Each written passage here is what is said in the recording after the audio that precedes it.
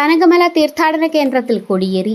കനകമല തീർത്ഥാടന കേന്ദ്രത്തിൽ ദുക്രാന തിരുനാളിനോടനുബന്ധിച്ച് കൊടകര ഫൊറോന വികാരി ഫാദർ ജെയ്സൺ കരിപ്പായി കൊടിയേറ്റി. തുടർന്ന് കുർബാനയും ലതീഞ്ഞും പള്ളി ചുറ്റി പ്രദക്ഷിണവും ഉണ്ടായി. ജൂലൈ 3 രാവിലെ 7 കുർബാനയ്ക്ക് ശേഷം ഊട്ടുനേർച്ച വെഞ്ചിരിപ്പ് കർമ്മം നടക്കും. പരിപാടികൾക്ക് സഹവികാരി Father Ashish Keeranchira, general convener Shojan D വിധേയത്തിൽ, കൈക്കാരന്മാരായ ജോസ് വെട്ടുമണിക്കൽ, ജോസ് കറുകുറ്റിക്കാരൻ, ജോയ് കളത്തിങ്കൽ, ജോജു ചുള്ളി, കേന്ദ്രസമിതി president Joy Kuyiladan, joint convener Varghese Kalathinkal, food convener Shaju Veliyan എന്നിവർ നേതൃത്വം നൽകി.